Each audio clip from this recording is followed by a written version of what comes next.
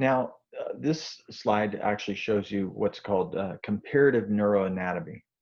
And you can see here the difference in the brains between a fish, a frog, a bird, a human, and if I move my video, an elephant. Now, comparing brains across species does seem to give us some insight into brain function. We know that um, well, one lesson is that bigger isn't necessarily better. The elephant brain weighs about 5 kilograms, which is about 10 pounds. And the human brain is about 3 pounds or 1.4 kilogram. Now, uh, elephants are fairly smart, but as it asked there, would you trade brains with one? Probably not. Our human brain is more capable than an elephant's brain. So it's true in some extent that the larger amount of size does generally give a little bit more capacity, but it's not a one-to-one ratio.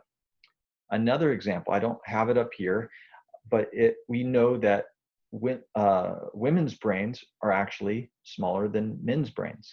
Now, the men in the class might be celebrating with that news, but it definitely seems that women's brains are better connected and can actually do quite a bit more with their brain than men can do with their brain. And so we have another example of the size doesn't necessarily matter. There's a capacity that can occur not just with overall size and volume, but also with how it's organized and how it's and what it's capable of doing. And so brains can vary not only in overall size, but also in relative proportions.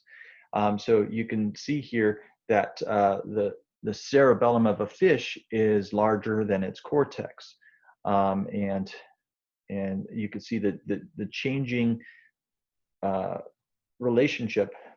Birds have a fairly large cerebellum. Humans, relative to their overall size, have a fairly small cerebellum. Their cortex is the majority of their brain. And so it definitely seems that the way it develops kind of reflects the capacities and what's needed for that organism. So humans, again, have a disproportionately large cerebral cortex. And this is shared by other animals that we consider clever, such as dolphins and chimps. And so I will end there.